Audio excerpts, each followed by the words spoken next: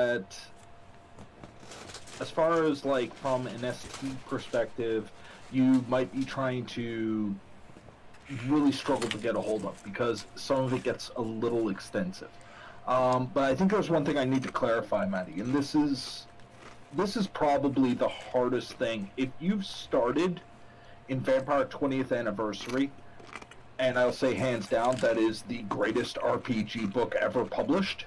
I don't think I could ever end up having anything more out of that. But if you're coming from that, it's a lot like coming into Vampire Requiem the first time. It feels very restricted because in Vampire Requiem you only had 5 clans to choose from. Mm-hmm. And you're like, well, where's my La Sombra, where's my Tzimisce, and all this kind of stuff, and you end up realizing that the old guard has moved on. They tried something different. In this game, right, like I said, this is very much a core book. So it's only the core clans, right? The stuff that's really out there, like the Tzimisce, you know, which you know I love, gargoyles, true Bruja, and all this kind of stuff, they are but whispers. Okay. But the thing is that the thing I really like about the way they ended up doing this is they said, we're going right down to basics. Almost a little too much. There are some amazing parallels with this book and D&D 5th edition, and that's what I think they tried to do. And it works in a lot of cases. I say in probably like 80% of the cases where they ended up going the D&D 5e route, it holds up in this book. Okay. And the reason I say that is because character creation, right, you start off with trying to figure out, okay, what's your concept? Really, at some point, I might end up doing a stream on just character creation in this, because it's fairly...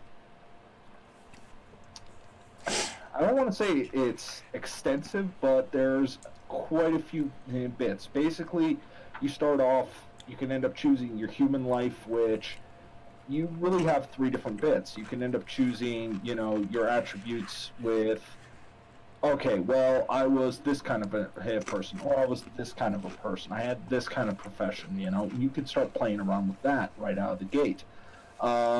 You might be a hyper specialist, right? These are, let me double check here. Yeah, so, like, you might be a very hyper-specialist individual, so your dots, the amount of skills that you have and their value, changes drastically. You don't have as many to throw around, but you might have something that you're just amazing at. 4 dots right away. And just to put this into context for everybody, 1 dot means you're okay, you're not much better than most people. 2 dots means you could pretty much do this for a living, or this is something very focused on what you do. 3 dots makes you basically in the top 20% in the world of whatever the skill this is. 4 dots, people might be bringing you in from a different country to have to do something. 5 dots, you are literally the 1% of the 1% in the world. So when a specialist comes in, they have 4 dots in 1 skill. Let's say you're a renowned sniper, because that seems to be what a lot of people want to start with. You would have chosen the specialist option. Now, the handicap here is that they get 1 skill at 4, 3 skills at 3, 3 skills at 2, and 3 skills at 1. Which might sound like a lot of dots, but once you put it on paper and trying to make sure that, okay, I got everything filled out, you start realizing, I'm not that strong in a lot of stuff. There's another one that has a more balanced approach. And there's another one that's actually set for jack of all trades. So you got these different skill points that you can end up locating out. So you're kind of choosing your attributes and your skills, set them up appropriately, and you use this as a reflection of what your character was built like, or where they ended up coming from. And you start building up from there. It's actually very fascinating to see on how they end up going about it. And you and me have talked a few times where I was explaining how my campaigns are very much strings and dominoes. This book actually teaches you how to do that as an ST, believe it or not. Well, out of curiosity, Derek, or for others out there, Pneumonica, Rin, if there's other broadcasters here, we have an edition that seems to be a good, not a hard reboot, but sort of a soft reboot, as you said 5th edition did. I would love to see some character creation, some tutorials, maybe setting up a chronicle, considerations like that. And not to put you on the spot, Derek, because this is like coming out of left field or something, but fire away. I relish the challenge. I would love to be able to watch you, or if you want to collaborate with other people, I would love to be able to see you either make predetermined characters, or even find a way to do random characters as a way to explore ideas, the methodology, and to learn how to create these characters, and to be able to become more comfortable with them. And for any of you who do broadcast, whether you wanted to do it during the day, or heck, if the evening, we're all here together at this hour. If this is a good time, I have no problem doing something like taking a week off, and I will host you, because I'll sit down and I'll watch you build characters, and I'll learn alongside everyone, and be able to direct attention in your direction, because I would love to see content like this. It's not that I'm getting tired of D&D or any other RPG, but you know what? Especially with Halloween coming up, with this new edition of Vampire here, and I think with just the type of community that we have present here, immediately, and those who come and go, or even those who maybe they visit us once and they hang out on the Discord, they might still come back and want to see something a little bit different than D&D, and I would love to be able to work with you in some way to either host or collaborate or do something in order to sit back and actually see these characters come to life.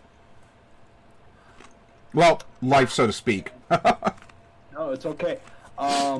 Actually, because these are such new editions, well, one of them's not a new edition, but they've been retooled.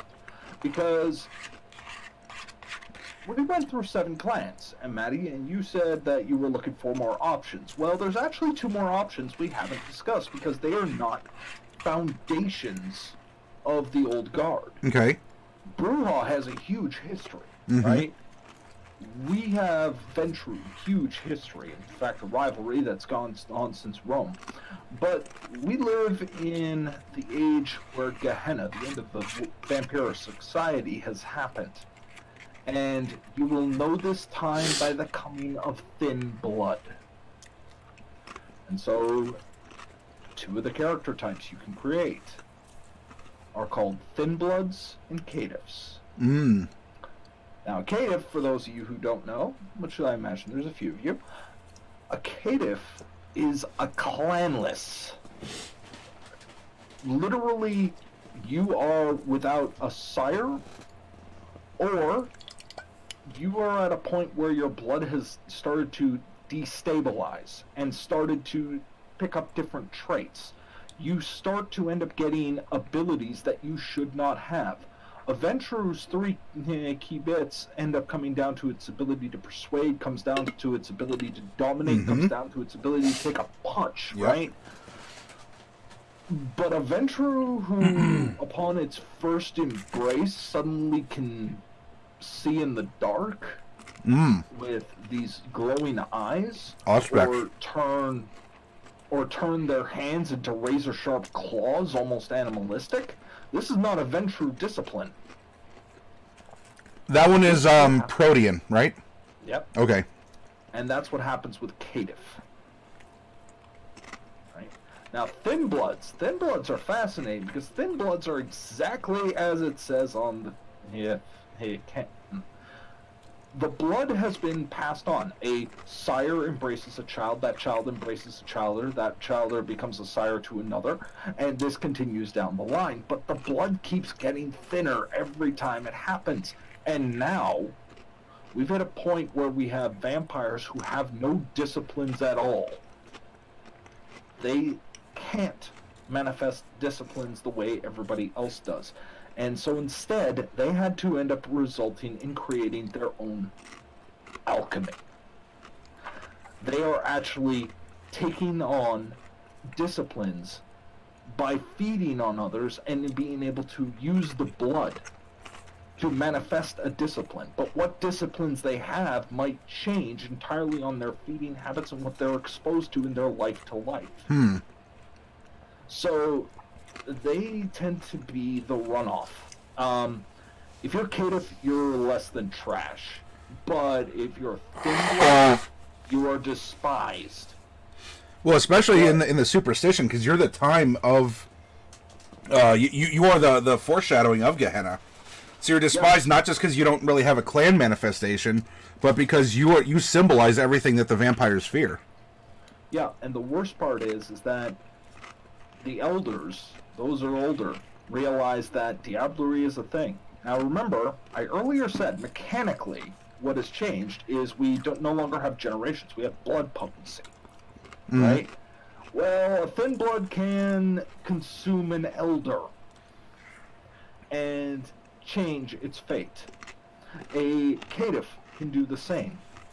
This runoff, this riffraff, the things that are disgusting and low and are not true vampire, they are now becoming, well, this is their century, isn't it? Yep. They have all the cards. Nobody's looking at them. Some of them can pass. Some of them might actually end up having a bit of a heartbeat. Some of them will still have some warmth to them. The blood is so thin, they cannot embrace, but they can still feed. Now, is that different than a Dhampir? Dhampir is a different thing. Okay. A Dhampir can be born of thin blood. Okay. Because again, thin blood is so thin, the body may not be actually dead.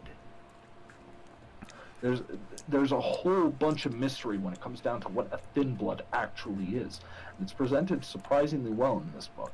But altogether, that gives us 9 different clans, clanless, thin blood. I'm going to call them all clans, effectively. They're almost like a class, right? Yeah. Now, this is fascinating to me. Absolutely. And with the new creation, right, your new ability to have actually continue to end up building characters, there's a little bit of flexibility. Now, I said every vampire clan has its own powers, but there is something interesting about the new way powers work. So, I'm going to see if I can flip here, because, sorry, it's still learning a new book. If you handed me a V20 book, I can end up flipping to any page at any given time. But, no, I understand. This one's still new. But, here we go. I think this is it. Okay, so, you remember on how, in the old book, right, say you were a Ventru, right, and you wanted to master Dominate. Yeah. Right? 1 dot in Dominate would give you the ability Command. 2 dots would give you Mesmerize. 3 dot down the line. Each dot gives you an ability. Here, if you're a 1 dot in Dominate, you can choose between 2 different powers. You can choose Command, or you can end up choosing Clouded Memory. Well, Command is now called Compel, but you can now either make somebody forget the past few seconds, or you can compel them to do a single word action. Oh, I like having options like that. That's cool. Yeah, but here's where it gets more screwed up. Okay. Level 2, Mesmerize, right? We can alter a person's memory. We can tinker with it a bit, right? Okay. However, there is a second option. It has an amalgam.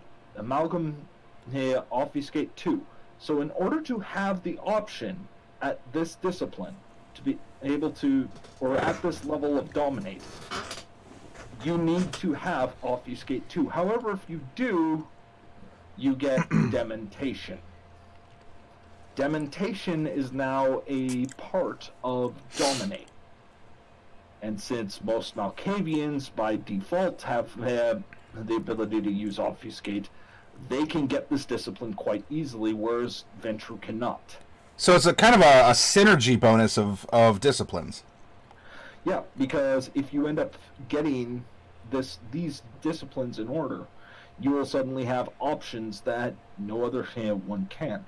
Actually, I really like on what they ended up doing with Dementation. If I might read this for a sec. This subtle power requires nothing more than the casual conversation as the vampire's insidious influence hides between the lines and the lines and infections employed. The victim finds themselves increasingly agitated as their inner demons bubble to the surface, eventually drowning out all rhyme and reason. So each ability has potential cost. In this case, 1 rouse check. Remember how I told you there's a chance you can get more hungry for using an ability. That's what you get. And that's what rousing is? Yeah. Okay. You rouse the blood. You cause it to enact. Okay. Now, how dice pools are typically rolled, right? You roll a stat plus your hit, plus come on. You usually end up rolling a stat plus the discipline rank. So if you're 5 dots in, say, Dominate, since we're talking about it, but you're only using Compel, your first dot, the cost is free, but when you're rolling it, you're still getting the 5 dice from your mastery of Dominate, regardless of the fact you're only using a level 1. Real quick, Crossive, thank you very much for that follow. I appreciate it, and I hope that you're enjoying the show. And Testify, welcome on a scale. Well, Testify, look, I keep things PG-13 here, so. Oh, mine is. It has character. It's currently on a 9. Oh, Crossive is one in. That Rin is playing in his V20 game. Oh, well, welcome. Nice. Yeah, welcome to our neighborhood, and you can see kind of what we're doing here. Derek, if you can give me just a little bit of time, I actually have to get up and take care of something, but I can keep you up and talking if you want to continue to present to people here. But I need to BRB real quick. So please, you need to do. So please do continue. I mean, chat, if you have questions or comments, you are definitely ask them, because Derek can see the chat and can respond there if necessary, as well as be on camera. As effectively we're sitting here together talking to you, even though we're hundreds of miles apart. And hey, Rin might be able to hold your feet to the fire a little bit here, and all right. So I will BRB Derek, and then we'll continue. But yeah, you guys keep on going, and I'll be back ASAP. All right. So now that Maddie is end up leaving it, I believe that makes me the de facto prince of this stream. So my rule is now law, ladies and gentlemen. I end up demanding your questions. Now, fact, I've only recently gotten access to the physical copy of this book. So, long story short, your questions are actually more me looking at, okay, where are my gaps in my knowledge so I can end up learning this a bit more. Okay, so we're going to start this right now. So did they add any new tenets to the Masquerade? No, 12. They didn't add more tenets to the Masquerade. What they did was complicate what happens and what constitutes a slip-up. See, when somebody sees something weird, it doesn't immediately turn into a Masquerade breach. It just turns into a weird thing. Most people dismiss it after a week. Not a problem. Hashtag support. But you end up having this bit where now, because the Anarchs have seceded from the Camarilla, they only have so much to end up going with. Thank you very much for the bits, Testify. Thank you very much. I'll be sure to end up giving Maddie a heads up on that one, but thank you very much for supporting his channel. every little bit ends up helping him produce more content to be able to end up bringing in more stuff, such as mini openings, continue to end up running the game on Tuesday, which I am a player of. It ends up helping out all in all. So the fact that you were willing to end up putting your hard-earned money and end up giving it to somebody who's effectively here sitting in front of a camera to end up trying to entertain you all and maybe help give some perspective on things, that is fantastic. Thank you so much, and I'm sure Maddie will end up saying much the same. So, moving back on this. Okay, so that ends up answering that question. So is this how they handled the old crossover powers, that there are now options given the dot requirements? Yes and no. I kind of think that's what they were going for, and again, they ended up learning their lessons from Requiem. Because, to be fair, Requiem was actually a really good system. What people didn't like was the fact that they upended almost all the lore and started from ground zero. Now, myself, I started in Requiem. Okay, I actually had kind of a bias against Masquerade when I first started. The reason that kicked off was because a lot of Masquerade would just assume that you either had this knowledge base or would end up saying, "No, you want to know what? I think that we're going to end up holding off on this. We're going to end up building up." It's just one of those things. Hey, wow, Testify, thank you again. Somebody clip my earlier bit and hand it back to him because I that needs to be expressed again. So when it comes down to the crossover powers, I suspect, because like I said, this is a core book, they're going to be going a lot further with release of the Camarilla, the Anarch. I'm pretty sure they'll do the Sabbat book, and they might even do the independent clans, because I'm told that they did some interesting things with the independent clans. This is going to be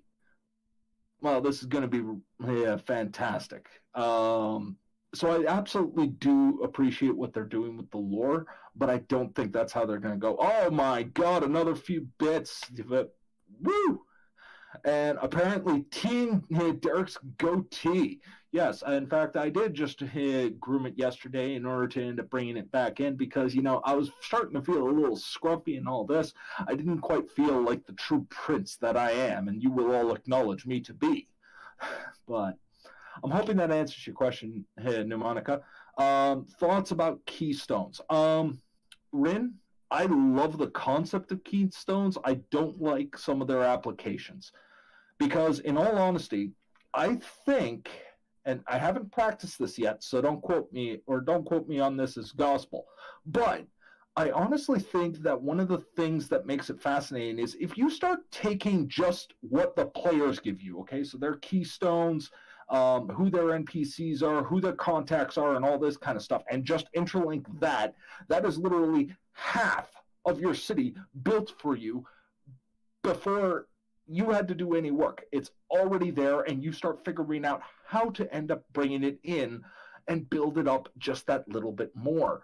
Now you start influencing it by giving in a few Anarch members, a few representatives of the Camarilla, maybe just a little bit of a hint of something going wrong and the Inquisition coming in to the city. What do you do at this point, right? Do they go up against amateur hunters? Or are we up against the Society of Leopold, which is a true force to be reckoned with? Do not mistake their intent. They will drag you out, staked into the sun, if you are fortunate. So, let's take a look what else is going on. Wow, so far it's been testifying, blue, donating $250. Nice. Yes, I try and end up being a little bit snazzy here. Chaotic, you have to understand that I myself have a sort of reputation to uphold. And indeed, someday we will be end up going for more in depth. Now, the big thing when it comes down to keystones, you need to understand, or more to the point, touchstones, anything that's designed to keep your humanity, is this is hands down one of the more blatant but very nicely done ways for a storyteller, to be able to give plot hooks to the coterie, right? Because the second that that person comes on the line, the second that thing is on the line, whatever it is that is maintaining your humanity, you can end up bringing it back, and it will be fantastic because you can end up doing this. And now, guess what? The story is about them. Right on the back of the book, it says right here, a storytelling game of personal and political horror. All right? Personal and political. So, when we end up taking a look at that, we end up having to end up thinking, okay, how do we end up making the political personal? And that's one of the things touchstones do, right? I used to do the same thing with contacts. I used to do the same thing with allies. I used to do the same thing with mentors, right? But now, mechanically, there is something on the line. And because of that, you can build it up so much more. Now, the problem, my number one problem with this game, I'll see if I can find it, because like I said, I'm still familiarizing myself with, here we go. Okay, I'm still familiarizing a lot of this. By the way, this is an absolutely beautiful book, if you haven't known, and for those of you who are really well-versed in World of Darkness, stuff like old screenshots from the supposed World of Darkness MMO that failed, unfortunately, have been reused in this book, and others of it are very interesting bits of photography. Some of them, right, get right down to the heart. For instance, here we end up having an image of Brewhall, which, you know, I have to end up admitting, I am very, very pleased with the way some of these images end up coming out, because most of it's photography and edited. But anyway, this goes back to what I was discussing. Or it doesn't go back to it. I'm going to get back off my little segue here. You have predator types. Alley cat, right? Literally, you're a combative assault feeder. You stalk, overpower, and drink from whoever you can when you can. 1. That's your preferred method. Bagger. You steal, buy, or otherwise procure cold blood rather than hunt, relying on the black market or your skills as a burglar or ambulance chaser. Right? 3. Blood leech. You drink from other vampires, either by hunting, coercion, or by taking blood as payment. The only true moral way of feeding you can think of. Unfortunately, this practice is usually forbidden in kindred society. It's either risky as all blank, or requires a position of inviolable power. A cleaver. You feed covertly from your or someone's mortal family and friends with whom you still remain or still maintain ties. So that's actually really rough, because ultimately that means your herd, and that's what they are, which is one of the advantages this actually gives you, because each one of these, by the way, gives you particular points, like added specialties, a dot and a discipline. So, and we'll get to that. You end up gaining backgrounds, and you also gain flaws just by choosing these. Yeah. Taking blood costs also here makes you look like an Assamite. Mnemonica, Assamites apparently have shifted drastically. I hope so, because I really do hate Assamites as a clan. Just personal bit. Maybe it's because I was heavily influenced by Underwood. Underwood, if you don't know, is the person who ended up creating the tabletop RPG Within the Ring of Fire. Fantastic game. Check it out if you get the opportunity. But here's the big thing, and this is rough. I mean, you need to think about this. People say they want to play an Assamite. Here's what an Assamite does. I'm a contract killer. I've been brought into the city. I am here to end up killing one individual. You ask a few people, they say, yeah, he's just over there. All right, I got this. He goes in, he kills the person, and he leaves. He leaves. Assamites don't tend to stick around. They're there for the job. Once the job's done, they're gone, right? So if you're trying to play a chronicle, this becomes a little bit difficult. And Assamites unto themselves have this tendency of having a bit of a faux pas around them. I mean, if I understand this correctly, supposedly the Assamites will be involved in the Camarilla book, which would make it fascinating since, the Assamites are basically taking over Clan Bruja and Clan Gangrel's turf. Assamites, since they are very structured, makes sense. And if I were to put a D&D slant to it, it seems like the big divide has gone from, should we say, neutral and evil, because, good is very, very few and far between in World of Darkness, and it's gone to chaotic and lawful.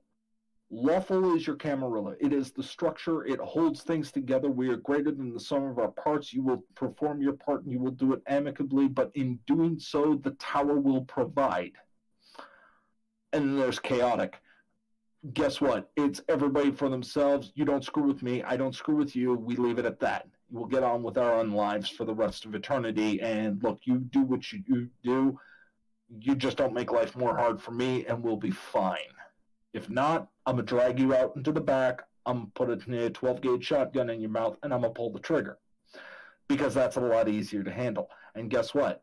In the 6 traditions, the right of destruction,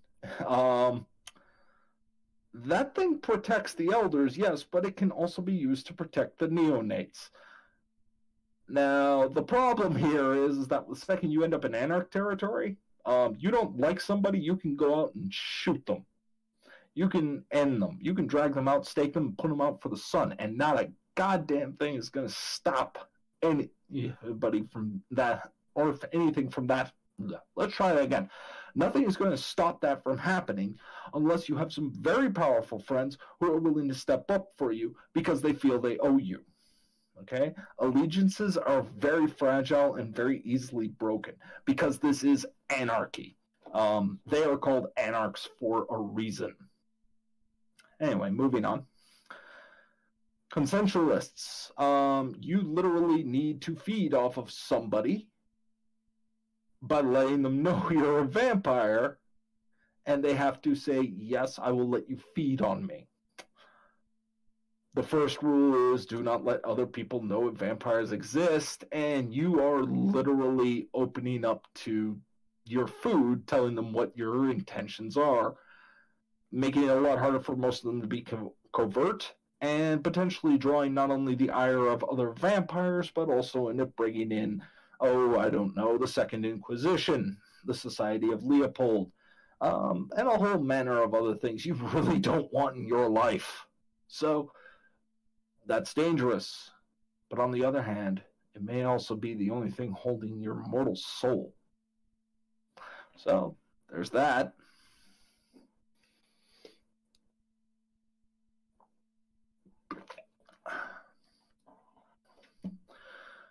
Farmers. Farmers literally are individuals who only feed on animals. That's it. That's your attempt to try and stay moral.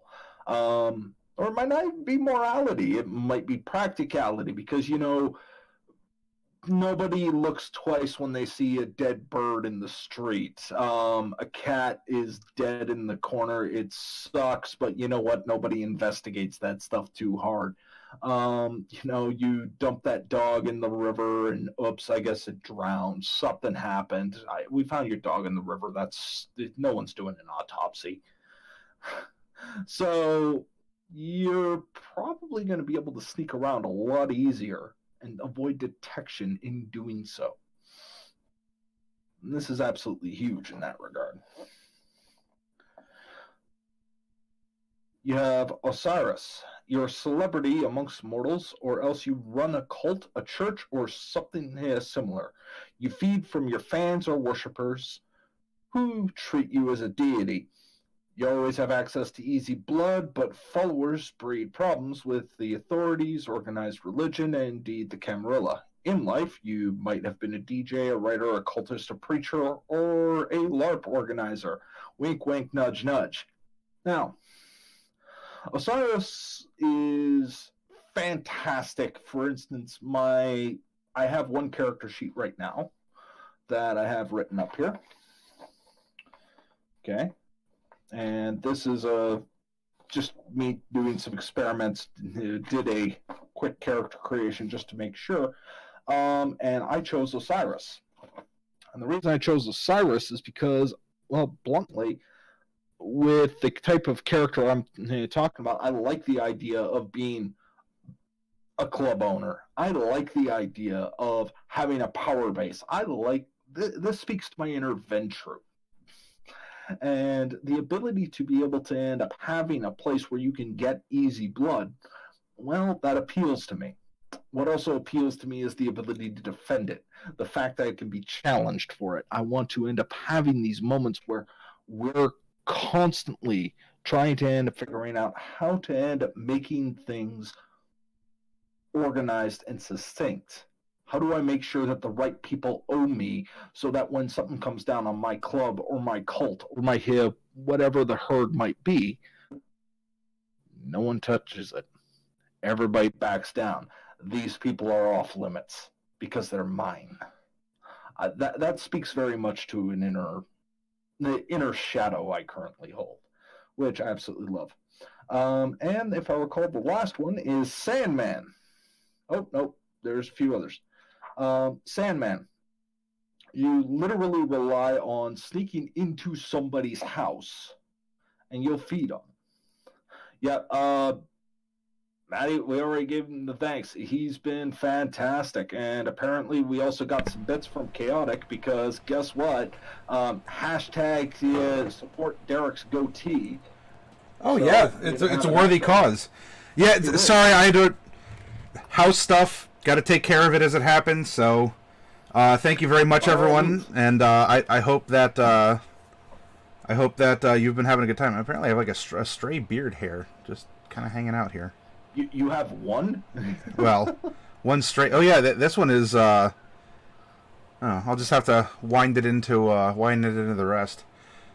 Yeah, apparently. See, I had to trim this all down, kind of.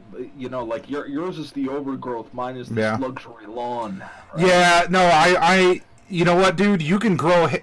See right here, I can't grow hair right along the bottom side.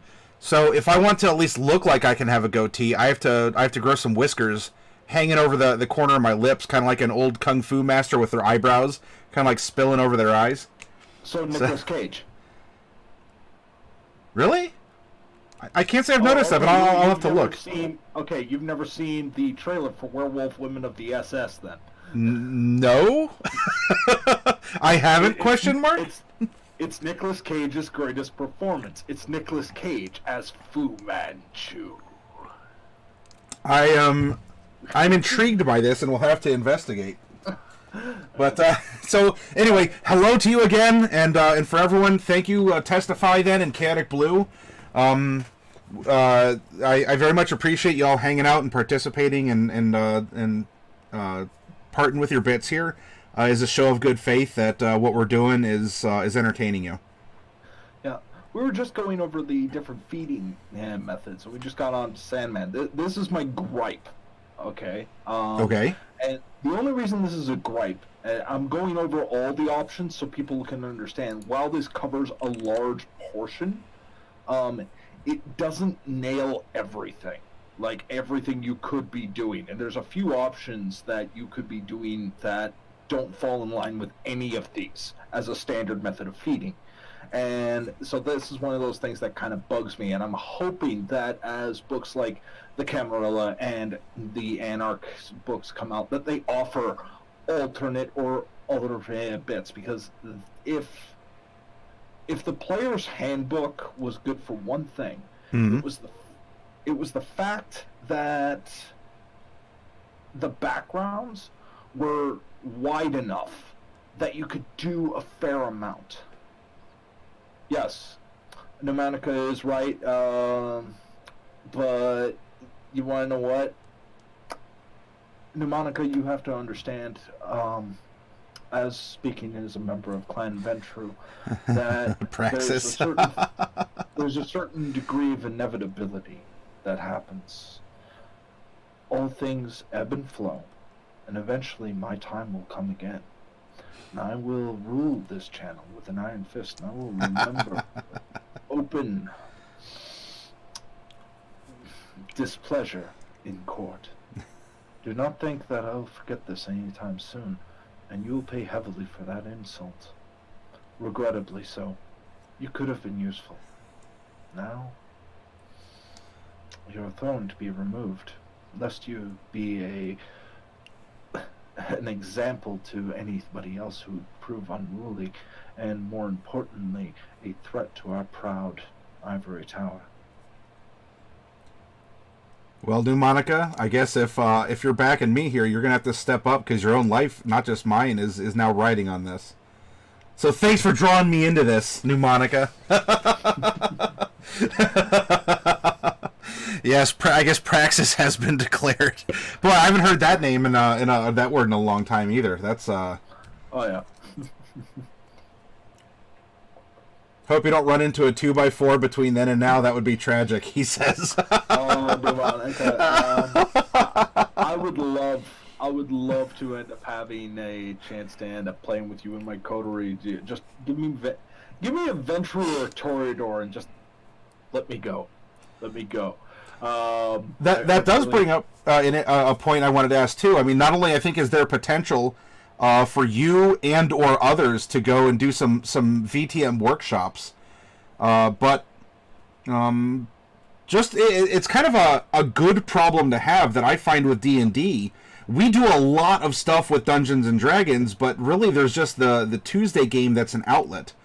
And I can direct people to go visit D&D Time, like the letter D, the letter N, the letter D, and then Time, for Pete and Jeremy, because they play several games over the course of the week and they cycle through people, so that they can get their roleplay fix. But I know Rin has a private game that he is playing, but depending on the schedule, the opportunity that you all have, for you, Derek, for New Monica, or any others, like Caddick Blue, I don't know if you ever thought about broadcasting, but I'm picking on you because you're right here. So, haha, that's what you get for being active in chat and, being a part of the community and whatnot. Let's say you wanted to start up broadcasting, or you even just wanted to start playing in an active role. I think that there's a lot of people who would be willing to step up and do that in some capacity. So it's an open, it's a niche that's ready to be filled. Yeah, and we might end up going along with it just to end up figuring out a few tidbits. I got some plans potentially over the next few while, because I might have some free time coming, and I might want to take advantage of that. And it would be interesting to see if we can end up getting a few members in the chat, right? Especially Rin, Chaotic, Numerica, and yourself to join me in an evening of tripping light fantastic. Doing like a one shot with you, or longer? I think more than a one shot. I think maybe like 2 or 3 games. Okay. In the course of a week, rapid fire. And more importantly, the reason I'm looking at it is I might even do it as a case of, because I do run one-shots of various systems, specifically to help people get into it, because a lot of people know D&D, and people come here for D&D because, let's be honest, it's the most widely known, right? But then you got edge cases like me who absolutely love going in and trying different systems, trying out different bits, and I want to end up introducing people into my flavor of campaign, which is very different from a lot of people. Yes. And the thing that makes my campaigns typically different is that I don't use pre-written plots. I don't have an assumed outcome. I have elements on the board. I have them interlinked, but where this story goes and how it all knocks into it, that's on the players. And hey, Victor, I'm thinking of something I want to do in the next campaign session.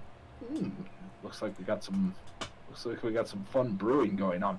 Here's a question. In the original game, it was quite possible to sit at Humanity 1 for quite a while. It took some serious things to drop into Frenzy.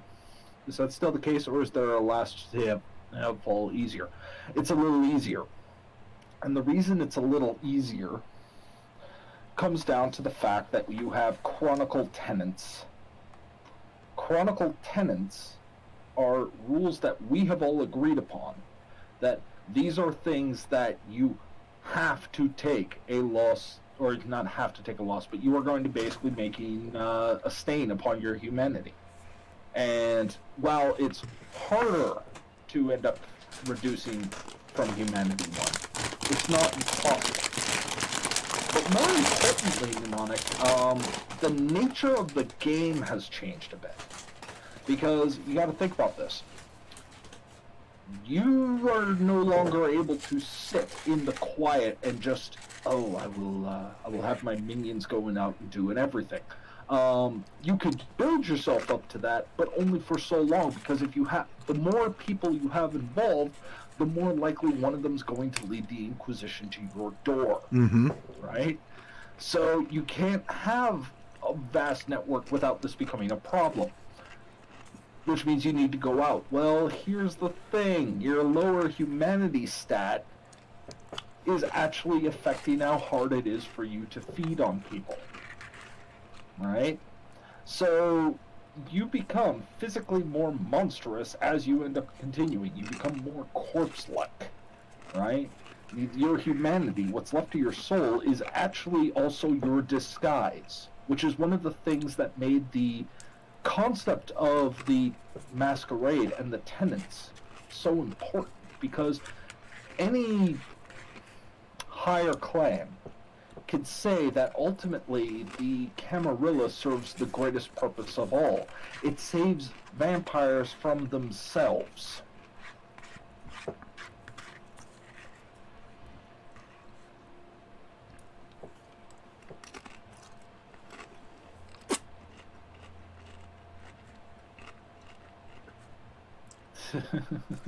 Victor, is that for one of your fantasy campaigns, or is this an idea you're throwing out for Vampire?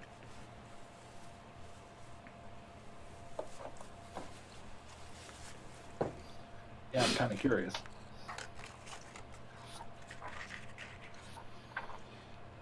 Well, let's see. If you, I wouldn't mind playing with you at all, Derek. I'd love to arrange something.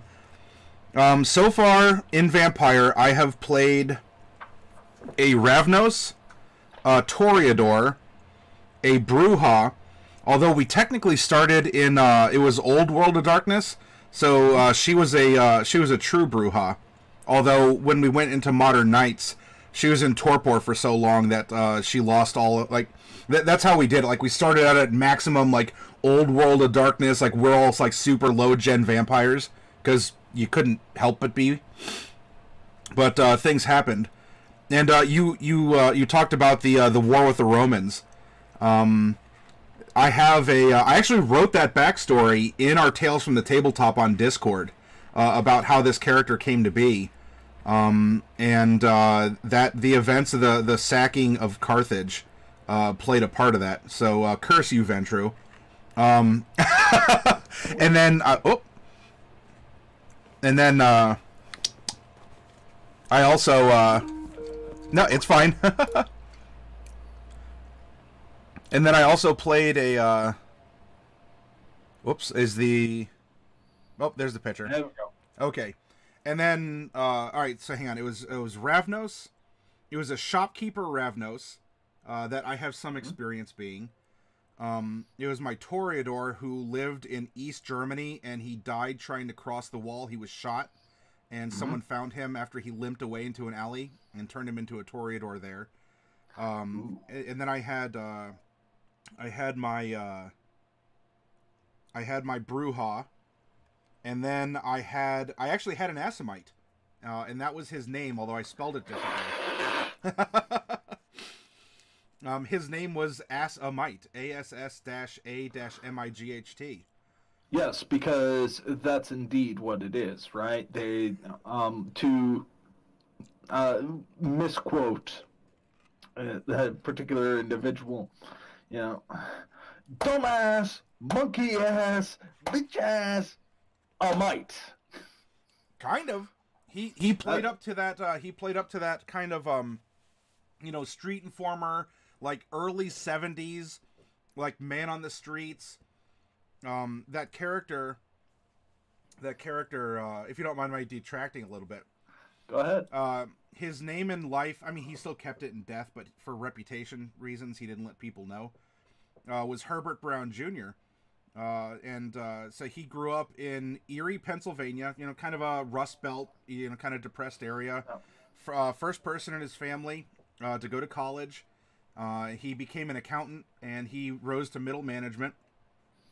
And so he kind of led this life where his family's like, oh, Herbert, you're wonderful.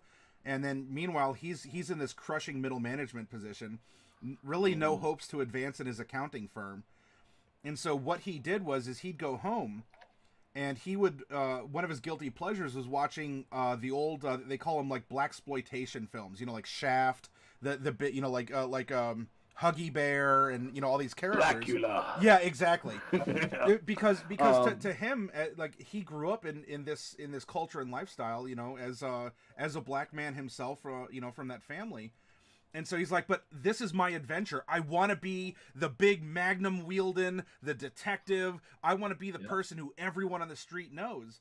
And then that wish was inadvertently granted when he was sired by by his sire, and he was trained, and he saw this as an opportunity. Like, I'm actually learning this stuff. I'm knowing all the '70s kung fu and all this other stuff, and something had happened to his sire, and that pretty much left him alone in Erie, Pennsylvania, which is where he had set up his base of operations, that he called his the lay station. Because his reputation was that supposedly of a very flamboyant kind of a pimp, although all the women that he pimped out actually were consensual.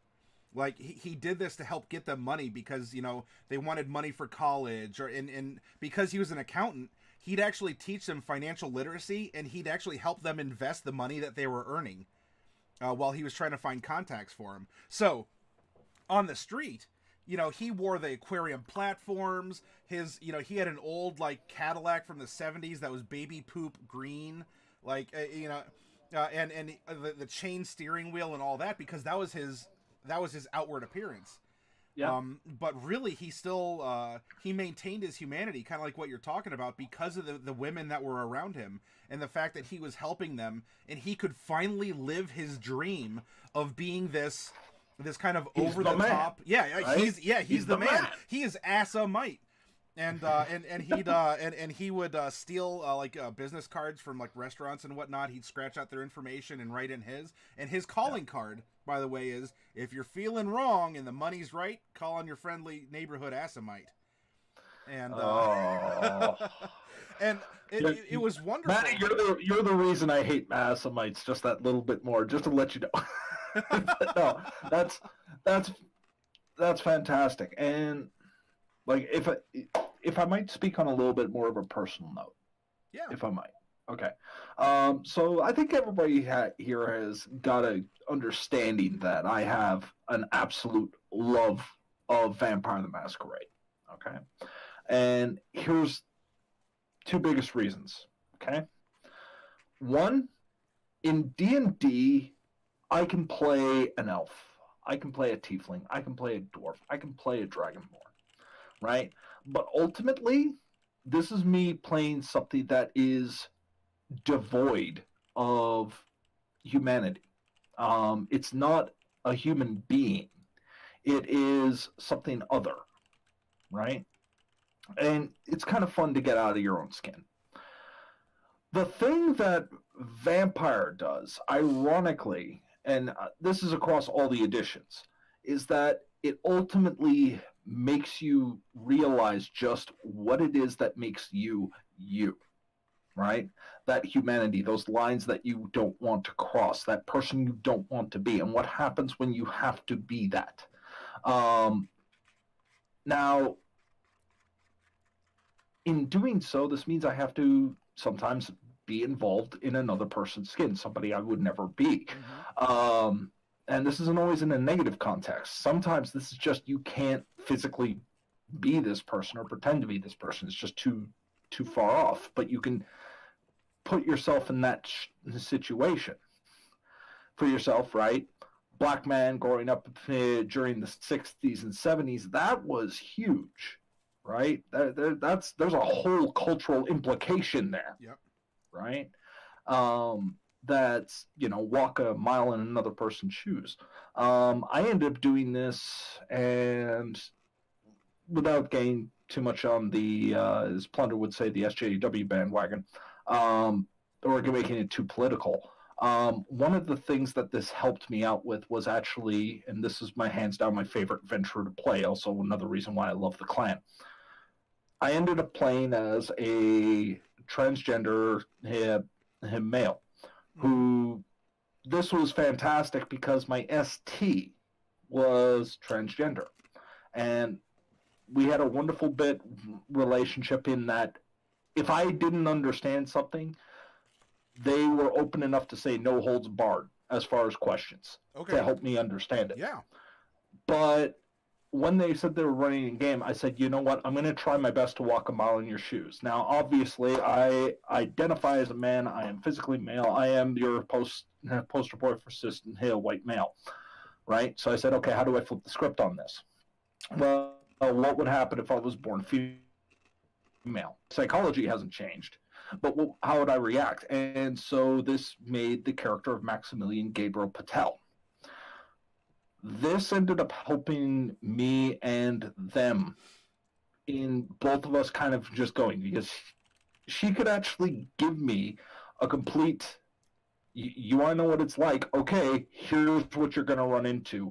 And this was stuff I was actively running into, right? And this kind of ended up helping out. And here's something I didn't know. I didn't know someone from her own communities outside of the game came in to play the game. Now, my brother from another mother, I didn't know also was trans. I didn't know over voice. Complete pass over voice. And it wasn't until after that game did they come up and they were going through a really rough time with dysphoria. And it wasn't until I basically had to rip into another player who found out this character's secret. And when they found out Maximilian's secret, never call him Max or else he'll tear you a new one. Right. And when Maximilian ended up expressing to this individual just this, in the most outlandish, over-the-top, just going to the concept down your throat until you get it, right? Because Maximilian's not going to take any of your shit. Afterwards, he came to me and ended up saying, you know what, it's what I needed to hear. Mm-hmm. I needed somebody who could say it and say it with that kind of conviction. That's when I found out. I did not know this until then. Mm-hmm. Right? And they felt comfortable enough to say, this person gets it. Even though they're not in my shoes, they just played it in a way that says, this is what I need, right? Ever since, Ventru for life. Because Ventru isn't just a best min-max clan. It's not, I want to lord over people. This clan now has, for me, an emotional attachment to, I have gotten to help and understand not one, but two people in a situation I couldn't normally understand because of this. And that is, I'm happy that you shared that, especially because, look, we're talking in a very nice context. So anything that you're sharing here, I don't think we're taking out of bounds when it comes to psychology or politics or anything like that. This is why I roleplay, and this is why I want to encourage a lot of other people to roleplay.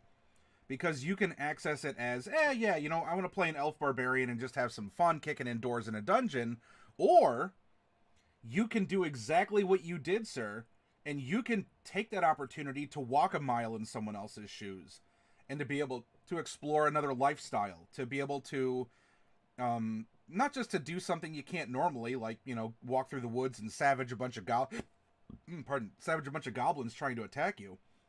But really to have a meaningful understanding yourself, let alone interacting with other people, that that it's helping you learn. And you know what? At the end of the day, you don't even have to still agree to any sort of a stance, a political leaning, a lifestyle or whatever. But it's what you were talking about reminded me of a very good quote. This is by F. Scott Fitzgerald.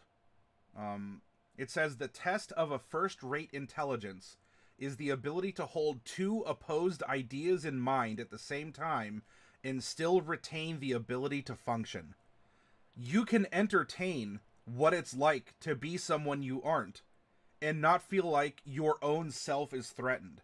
And yet you're still either growing, or you say, well, it's not for me personally, but I'm still going to give it a try and understand. And it, at the worst, what, you become more empathetic? Oh no, not that. How horrible." And this is, like, that's the first big one. Okay, that's a big one. So, Mnemonic, Rin, if you guys ever end up wondering why it is that by default my first reaction is, can I play as a Ventru? That's the personal reason behind it. Because my greatest moments in being able to empathize with a person who is not myself typically comes from that. Second big thing. And this game that is about a world of darkness. This game where things get at their worst and you're going to experience and do some horrible, horrible things, right? You're going to be involved in things that in real life, you wish you could wash your hands of it, right? And you're going to feel it, especially if you got a really good ST, you're going to feel that. But for the longest time, when I was donning this, the exact same suit you see here, I played as a character called Axel Linwood. Axel and this game literally saved my life. Oh. Okay. If anybody knows, this is because, remember, I've played with a few people who do suffer from mental illness. I myself suffer from mental illness, particularly major depressive, with some other caveats that we won't get into for a PG-13 stream. But suffice it to say that the community was there for me, that helped me through, and ultimately I got to become something better was through playing Axel.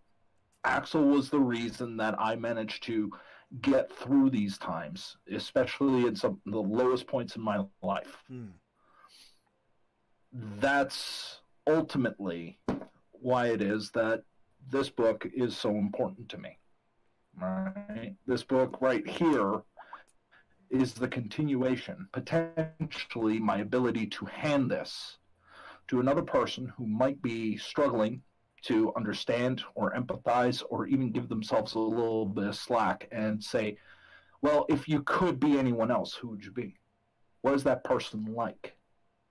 And you'd be amazed to find how many traits in that character you want to be, you might actually have. And it's only through exploring being a monster does it really highlight how good of a person you can be. Yep. This is absolutely huge for me. So if any of you actually really want to end up understanding of like how much of a simple, we're playing some dice and adult make-believe, how much that can affect somebody in a positive light, that this is it.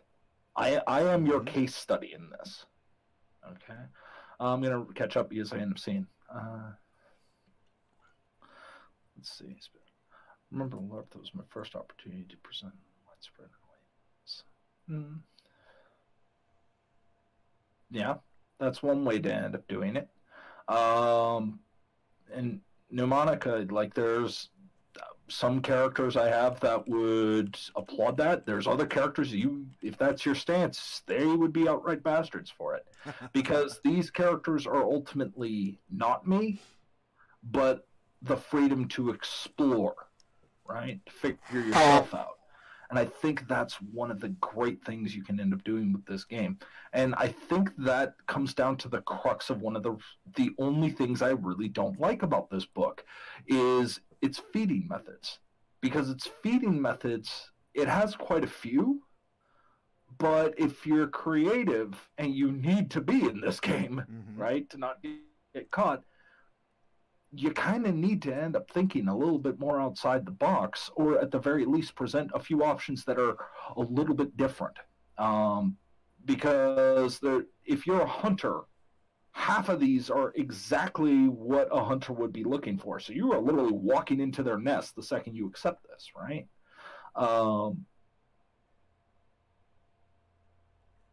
Mnemonic, actually, somebody should clip that. Somebody should actually clip that in his statement of yours. That is absolutely fantastic. Mnemonic or someone, if you want to clip it, I'll read it out loud, just so people watching the clip don't. It might be difficult to read. Sometimes you walk a mile in someone else's shoes. Sometimes you walk a mile in the shoes you wouldn't dare walk in public. Yeah, and that's true. I ended up becoming a bartender actually because of Axel. Oh, really? Axel was a bouncer. That's what he was. He wanted to grow up in the bar business, right? I ended up learning the bar business, and because of him. And ironically, all my bar training, as far as my social interactions and what have you, and I still do this in my current job, all stem from Axel.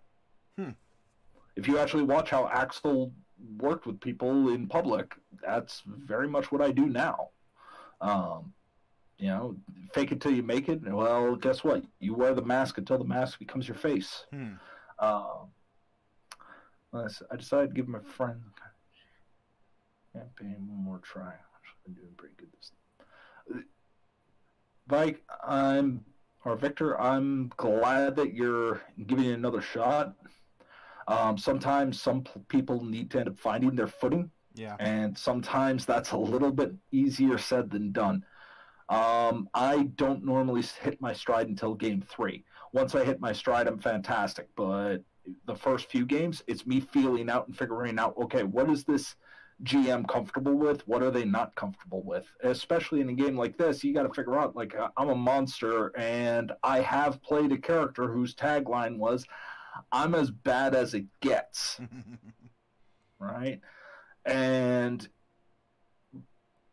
right now she runs as part of my NPC portfolio whenever I run Winnipeg, and Winnipeg as a game that I end up running is it's a partial hellscape at this point. And if you start thinking about the situation that they're in, there's a reason. It's a Darwinian evolution factory is what that is.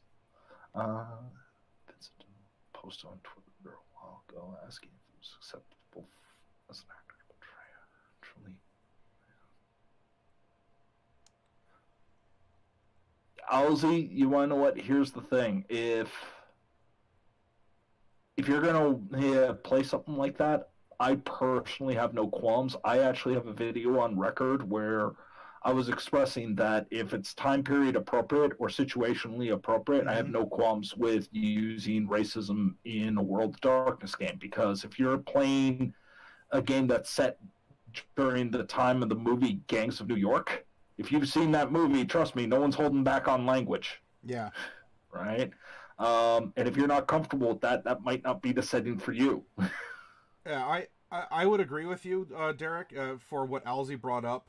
I think, as an actor, I think it would be fine to play a character like that. Because what you might be doing yourself is, well, you're personally growing. And also, by portraying a character like this, you are showcasing a boundary of some kind of humanity, and the fact that there are outliers among all different, religions, political affiliations, etc. And someone has to be in that extreme margin. But it's difficult for you to know where you are unless you can position yourself against a milestone like that. And so if an actor portrays someone that seems to be, in our modern context, because, by the way, being a racist in today's world is different than it was, 30, 50, maybe even 100 years ago, as we value different things in different groups, or we make different segmentations of humanity, or an ist of any kind, not just along race. So by portraying that person, even if it's an irredeemable racist or whatever, you've set that boundary mark out here, and you can say, okay, so here's a person that exists like this. I am somewhere else in relation to this milestone, and I think that can actually go and help people discover that they are compassionate, kind of like what you were talking about, right? Until you play a monster, you don't realize how awesome of a human being that you are, and that serves a distinctive purpose. Yeah, and one thing I wanted to end up making a note on, and I thought that this was just as a point, right? I have no qualms about a person playing an irredeemable racist. I have a problem with a person playing an irredeemable human being for two reasons. One, you are the protagonist, not the antagonist, right? Regardless of the context. Yeah, I'm talking role-playing because we're going to keep it in that realm for now, right? But if you're an actor, same thing. I'm more interested in saying, okay, feel free to be an irredeemable racist, but don't be an irredeemable human being. Because if you do that, you are no longer playing a character, you are playing a caricature. Ah, yes. Yeah, I gotcha. It's the same logic when you play an evil character in Dungeons & Dragons, right? Ultimately, if you're playing an evil character in Dungeons & Dragons, that means that you are a protagonist whose views are, yes, I am all about me. I am all about my own agenda. The only reason I'm here is either because the situation has forced me to, or it does help push my agenda in some way. Mm-hmm. But ultimately, a lot of horrible things have been done for the sake of good intentions. In D&D terms, Derek, I'm a mass murderer. I have killed so many people.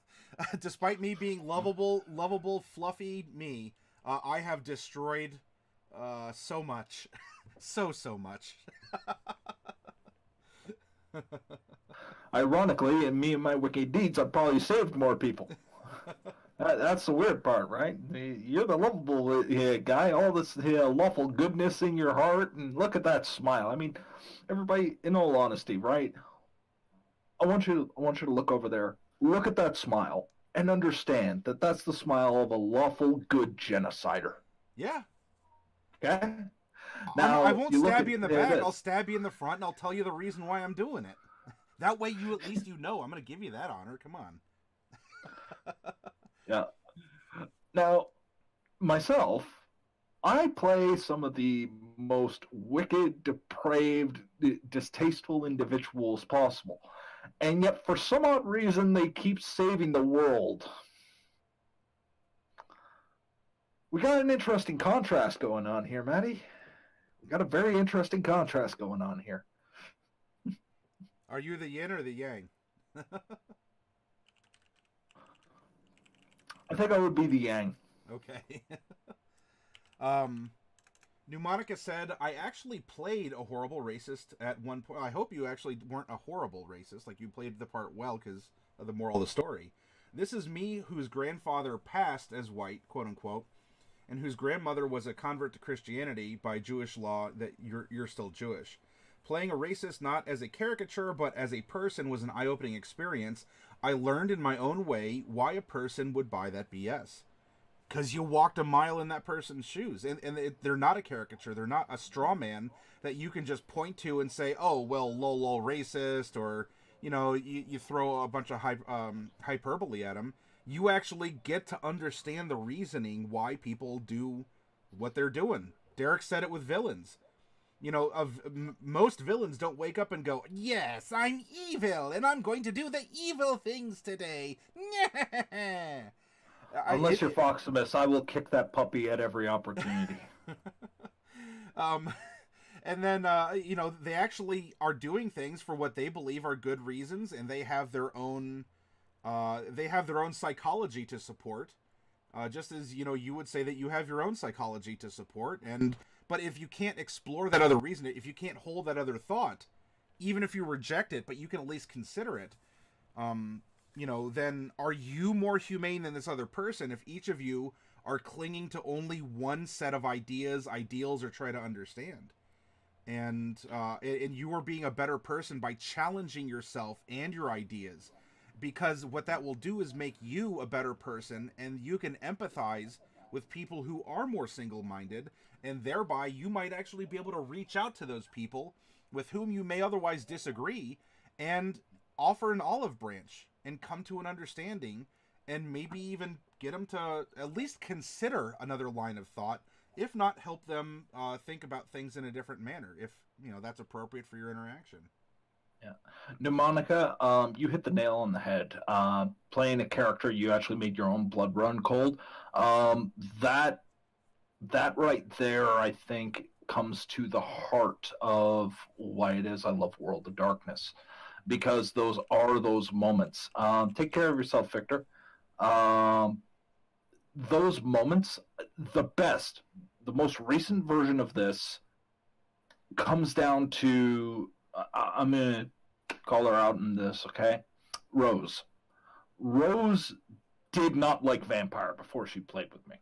I mean, she flat out hated it, and it was a really bad experience for her. Oh, in our Discord. Yep. Okay, gotcha, yep. Yep, Rose is in our Discord, and she's a full convert after one shot, and the reason being is that she ended up going into the game and started, okay, I'm just playing, what have you, and then to feed, she decided to take this dorky looking character, Dudley, this NPC of mine, who is just trying to be one of the cool kids. He's out of place, he's awkward, and what have you. And she says, you know what? He's trying to get laid. He's trying to this. I'm going to prey on that. I'm going to use him. I'm going to end up taking advantage of this kid who's just trying to belong, and I'm going to turn that on him.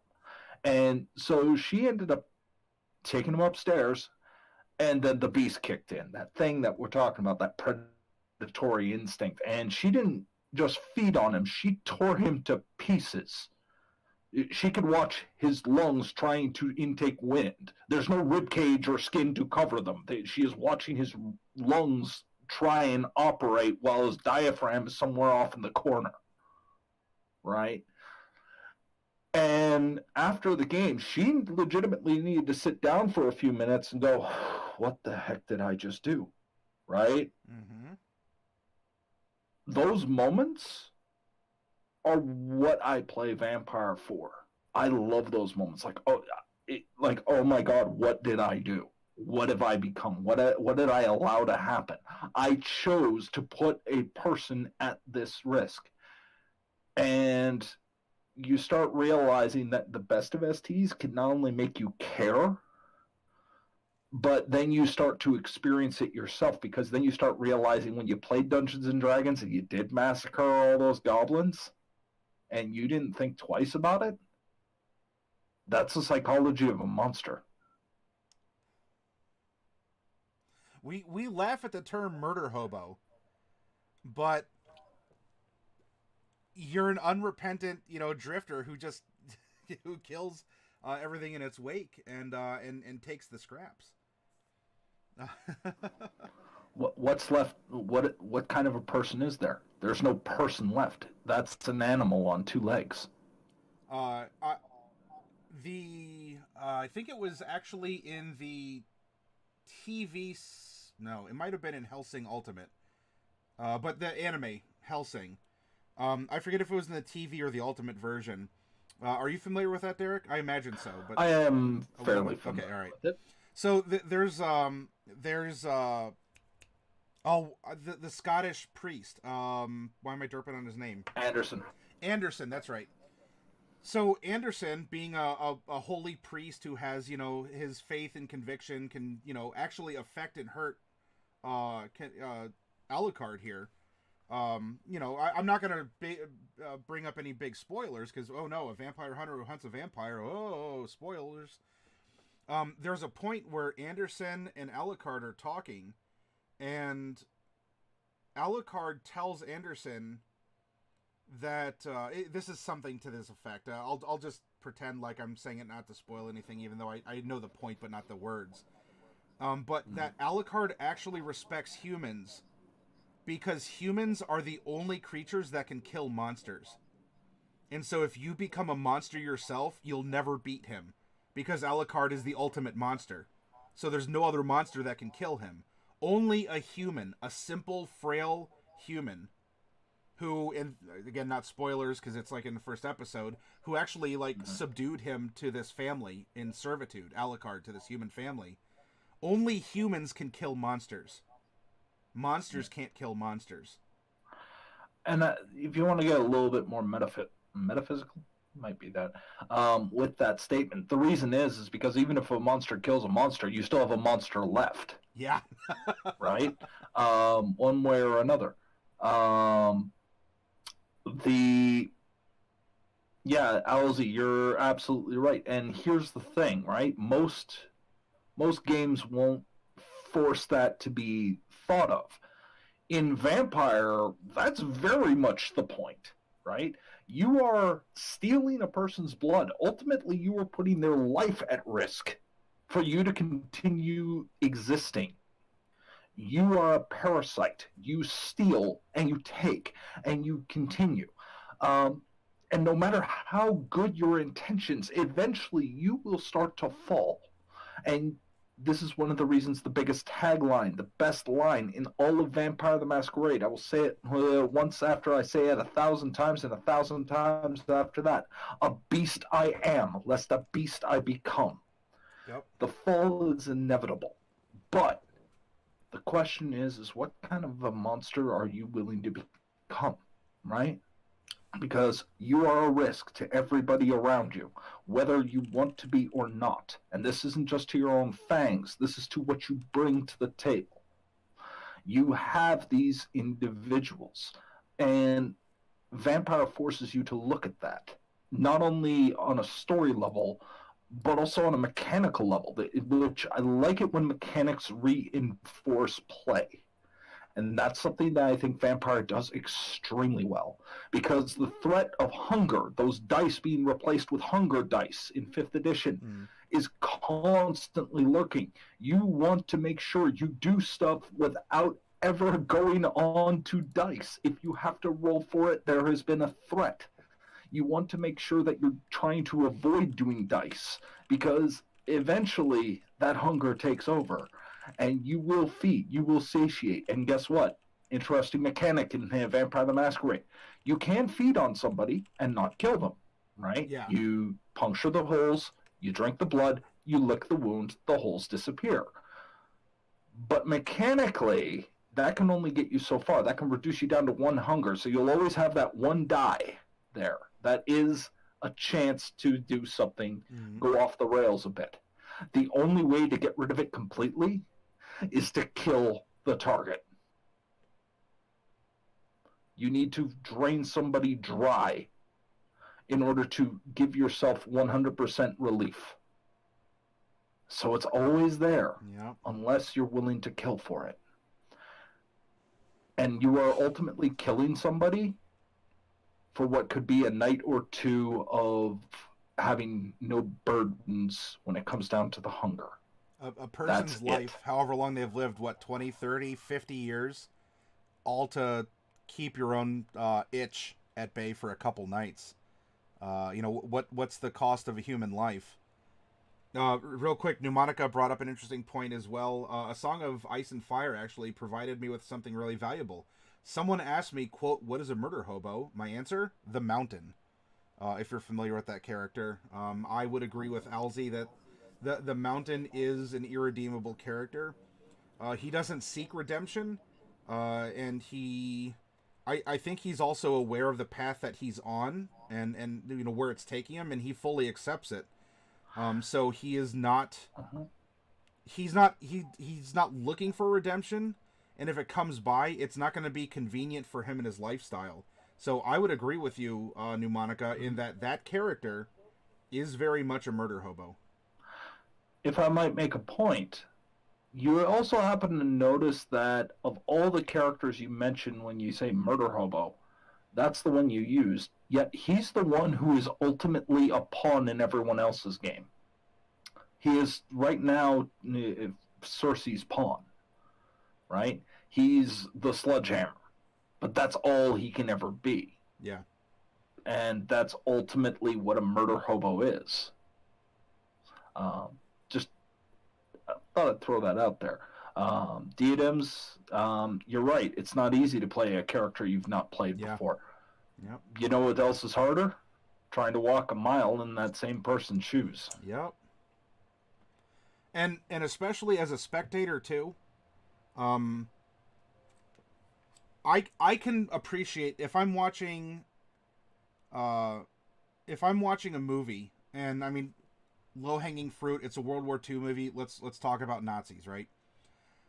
You can appreciate the detail that a movie producer would put into the historical recreation of, you know, the particular shade of red and dimensions of the armband, of the proper uniform and the technology and the guns at the time, the terminology. You don't have to agree with it or ultimately what it did, but you can still find appreciation, because when you understand something, especially if you don't like it, the more about it you understand, you're understanding your enemy, quote unquote. You're understanding why people might have an allure to something, or if they come in on into a particular line of thought or a character idea, and you know the kind of the routine of that character, you can try and branch them elsewhere. Because if you know that they really love, you know, someone who really loves the Roman Legion might have an affinity for how Germany ran its forces in World War II, and part of the mythology, the telling of the tale. And why this is, you know, why it was going to be the Third Empire and such. You know, all these things that were foretold, they specifically included a sense of supernatural to it to make it grandiose.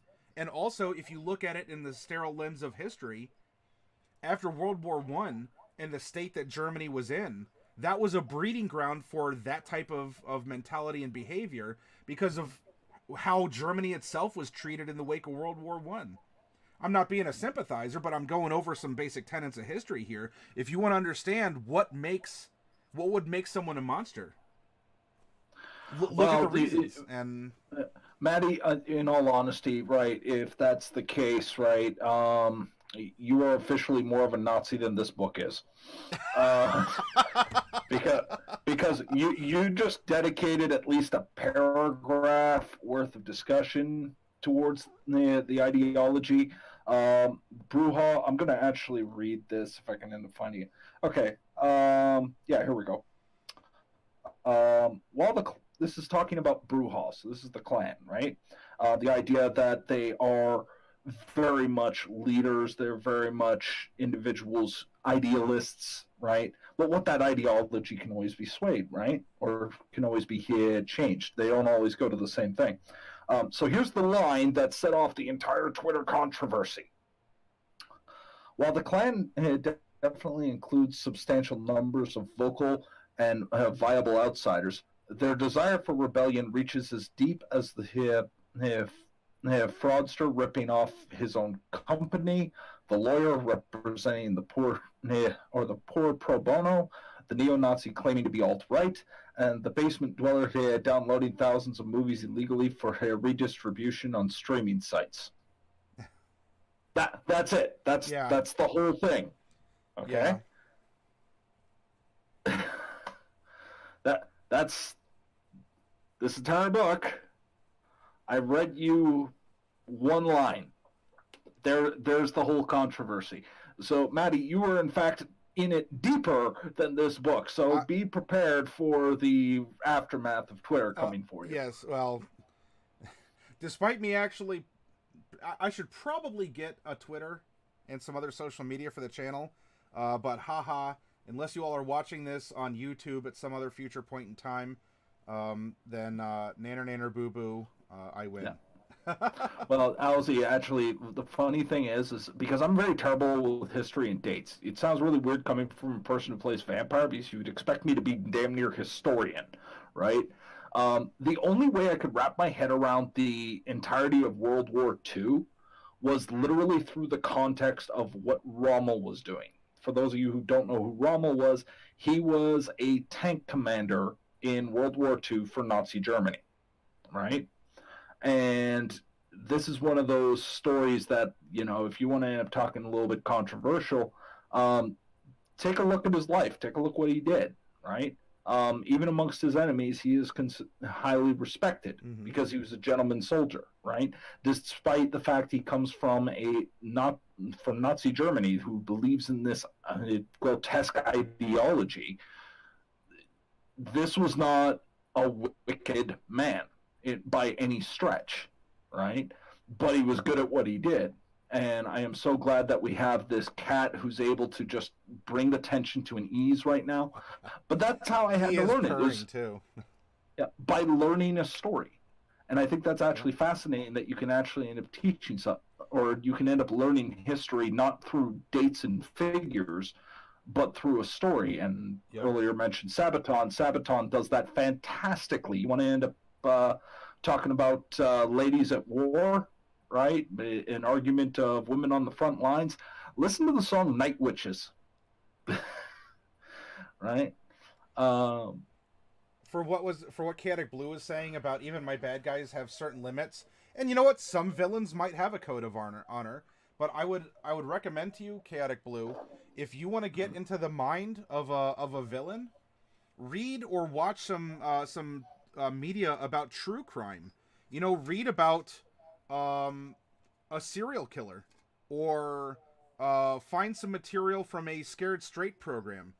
If any of you don't know what that is, that's when like kids or at-risk youth would be brought to a prison, and a trusted prisoner would be brought into the room with like the sheriff or a deputy, and the prisoner would tell these at-risk youth, yeah, you think you're all big and cool, you're tagging walls now? You want to know where this leads you? You want to know how much a pack of cigarettes is worth in jail? And then, you get into some detail there. And he'll go into what led him into a life of crime as he describes his life and everything he's doing to these kids. Or you watch, you watch a documentary on a serial killer or on a cult leader or on something. And again, you don't need to be able to kill people. I hope that you wouldn't. By watching and learning the psychology and the methodology of these people. But if you want to play a convincing villain, or you want to do something more than just be that, yes, I'm the evil guy, and if you don't marry me, then I will, I don't know, I'll tie you to the railroad tracks, sort of like a hokey version. If you want to get into it, there's the resources, but you gotta be in the shoe. Like, you gotta be willing to walk that mile, as Pneumonica said. Even if it makes you feel uncomfortable, or you don't agree with that lifestyle or personality, you can learn and still grow as your own self, as your own whatever nice person, by learning about the behavior of others. For that reason that Alzy brought up with that Twitter about learning, well, so what is the fringe? What is the absolute limit of humanity? And comparing yourself to that limit so that you can see, all right, so I'm not actually a monster, because as Derek said, and we're weaving this all together, I've played a monster. As Rose discovered, I needed a break. I could see this person's lungs taking their last gasps of air as I ripped them open, accidentally on purpose or purposely on accident, whichever one. And while Rose would not do that, I would imagine. Although Rose is a amateur wrestler, interestingly enough. Rose isn't going to rip your rib cage out, but she is going to impale or DDT your skull right into the mat. Exactly. But I wanted to touch on something chaotic, especially in the context of vampire, because yes, I can understand where the disparity, or how would you put it? The conflict ends up happening. Why would we glorify humanity? This is not a glorify humanity. Here's the apex of what vampire is. You have two things inside you at any given time as a vampire. You have you and you have the beast. Slowly but surely, you are being worn down. Those little aspects that make you are going away. They're just being eroded through the years, decades, centuries, leaving only the monster, the beast, right? Humanity isn't always the good thing, but it is the thing that defines you. And that's what is going to save you. And this is one of the things that Vampire focuses around. Like I said, all honesty, I can end up doing a 4-hour stream on absolutely nothing but the humanity system in this game and expressing why it does work and where its failings are. But one of the things I absolutely loved was the fact that now, as a group, we can come together on this little bit of character sheet. Yep. We can actually choose what we as a group would say this could actually erode your humanity, and how far, where's the line. And that's fascinating. It's fascinating, and I appreciate it because it's a very tactful way to treat you and your players with respect, that you can set your own limits or boundaries to explore. When we were going through Pathfinder, I had a couple different disappointments with enforced morality that was specifically written in that document on several different occasions. And when you brought up that system where we're setting our own boundaries, my eyes became big anime Ughkt eyes, and I'm like, oh, they get it. They actually trust the players to be players and to be reasonable human beings who are comfortable with whatever they want to be comfortable with exploring. Yeah. Now, the thing is that ultimately, one of the things that, because Maddie knows that I run an NC-17 game for the most part. Everybody who joins my game, we have in our session zeros, and even afterwards, I flat out tell them, I want you to be uncomfortable. I don't want you to be, no, I don't want it, not in my game, right? So there's a fine line you have to flirt with, right? And this can end up going down a lot of different things. And here's the thing, and I'm going to tell you all this now because you either know this person or you are this person. The person says, nothing can faze me. Yeah. This is not, and I repeat, this is not a suicide wing challenge, okay? You're not here to say, oh yeah, nothing ruffles my feathers and what have you, okay? This is you considering that I am willing to play out, and guess what? In a game that's fixated on horror, in a game of D&D, it's tactful to fade to black when something might not be player friendly. That's tactful. But this is horror. That's ultimately what this game is. And horror, while you can get some of it, I've been on a huge Junji Ito kick, so this is actually a perfect example. Horror can be done a little bit through suggestion, and sometimes if led to the right way, your mind can actually get away on you, and yeah, it could be 10 times more horrifying. But the thing that Junji Ito does is he draws it in grotesque detail. You do that page turn, and you suddenly are confronted with what that person's reacting to, and you're like, what is it? And you turn, and you go, oh, dear God, and you just start getting lost in the detail, and it just becomes more and more sickly. You get this stomach churn. Part of horror is that grotesque, that vulgarity, that get it away reaction.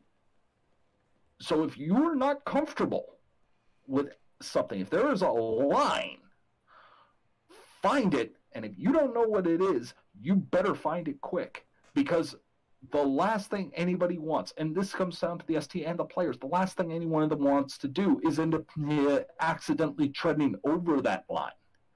Because I have seen games where this has not been made absolutely clear. And then suddenly this in-character discussion and this bit starts turning into an out-of-character argument. Oh, and yeah. this is not something that happens by responsible individuals. Okay? Rose's reaction, I'll use her as an example because she's one of the best examples, and she publicly posted this. Yes, yeah. So I don't feel bad in using her name in this. But Rose's reaction and her that sense came from the fact that we didn't fade to black on what she did. I made sure she knew and got right in there to the point where she could visualize it and go, oh my God, what have I done? Mm-hmm. Right? That's where it came from, right? But that's also why you need to end discussing it. I'm sorry, that's my soapbox, Matty. That's fine. This is a place for soapboxing, and Alzi even backed that up with his comment. Mnemonica says, BRB, you have a comment on this? Chaotic says, oh, when you were talking about what Rose did, it was amazing but also cringy. I think I know my limits pretty well, though. And you know what, Chaotic Blue? You might find that the more you test your limits, you might expand your horizons at the same time. Not necessarily in a I'm developing a tolerance kind of way, but when you can start fathoming these other thoughts, again, your perception and your acknowledgement of something takes away a lot of the suspense and horror. For instance, if you know how tarantulas live and work and what they eat, it's easier to own a tarantula as a pet because you're not scared of them. They're not a big scary spider that's gonna, eat your face, because you've educated yourself. And role playing is a kind of education. It's definitely an alternative education, but you can learn a lot. Heck, Derek, I don't know if you were in it for D&D time. We learned that horses can see two colors, that they can see blues, and they can see blue and green, but they can't see red. No, I did not know that. And over the course of plotting out this random dungeon based on the minis they opened, we were learning some biology. I'll tell you, when I was making that backstory for Camilla, I went back and I learned about the Visigoths. I learned about old Rome. Like I searched sources so that I could weave my fictional character through actual events in history and have her sort of ride along there as a timeline, as a part of her backstory, until we got to where we were. And I came out as a better person because I actually got to explore the world, and because I wanted to know about it, it didn't seem like a boring, like Ben Stein narrated, just a very stale presentation. Canik says that Matty Morgs, Derek, so you mean you warned Rose it would be graphic? Oh, you meant that for Derek, not at me. Okay. Okay. Chaotic, yes, I did. Now, I didn't warn that specifically it would be graphic, but I said I run a game that is NC-17, all right? And so, long story short, I'm going to drop a name here. If you haven't seen the movie and are squeamish, don't look it up, but if you have and you understand what I'm talking about, maybe you understand it through reputation. But some people who do horror and they're trying to do gross out or cringe, right? They might reference Saw, right? My games are more akin to a Serbian film, and I know this is what I do best, but I also know that it's not a taste for everybody, and I can dial it back. But like I said, horror comes from that point of pushing it a little bit further, right? And trying to get you to end up really coming to grips with what it is that you are. That's one of the reasons why it is that Vampire specifically just does it for me. In games like Werewolf, right, you have more of a sense of community. In games like Promethean, you are truly the outcast and the unwanted. If you're playing Mage, it's realizing the concept of hubris, right? Oh, yeah. But for Vampire has always been, to me, the quintessential World of Darkness game. Specifically because out of all these other games, despite the fact that Mage is nothing more than a souped-up human, it's Vampire that lets you really explore this concept of humanity and want and power and interweaving it. It does it best, in my mind. So, despite the fact that all these other games, which are fantastic, they're all really capable. There's a whole slew of things you can explore in the World of Darkness, not just Vampire, but Vampire is the one that got its first 5th edition, so we're running with that right now. It's just the one that has done it to a point where I have an emotional attachment to this game. This is an emotional anchor for me. And there's very few games that you can say that about. But I'm sure if you guys think about it, you'll probably think about a game. Now, it might be Dungeons and Dragons. It might be within the Ring of Fire. It might be Star Wars RPG. But it's going to bring about something for you. It might be you playing Star Wars and going, oh my God, I'm in nostalgia heaven. I get to be my own version of Han Solo. I get to end up flying the first TIE bomber. That was my bit. I had to be a TIE bomber pilot, and I was trying to play in amongst a whole bunch of heavy Star Wars fans, and the only saving grace I had was that it was alternate timeline where the Empire didn't exist. So, hey, the TIE concept hasn't been brought out. So what if my character was the first one to do it? So I ended up becoming an engineer/pilot. And so our claim to fame was figuring out, okay, how would you eventually build a TIE bomber? So we thought of something. Hey, what if that second cargo bay is your bomber section? It's where your bombs are produced? Wasn't initially designed for the bombs. What if it was designed as the miniature FLT or FTL drive? Yeah. Right? And so the plot just started taking off on that. And guess what? Our first ship, which was like, try and imagine 5 people cramped in a tiny bomber, right? And this was a running gag for a while. These are fantastic. And we have this kind of attachment.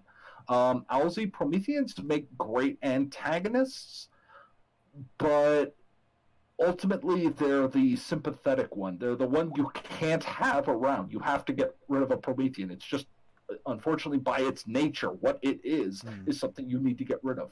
But ultimately, in doing so, you're feeding into its own problem. And that's fantastic. There's so much you can end up doing with it, but again, I'm going to wind this down because it's 2:30 a.m. now. We should find someone to raid, I think.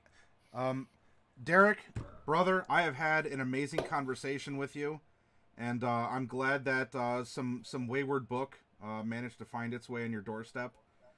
Thank you very much for your time and your own personal stories, your expertise.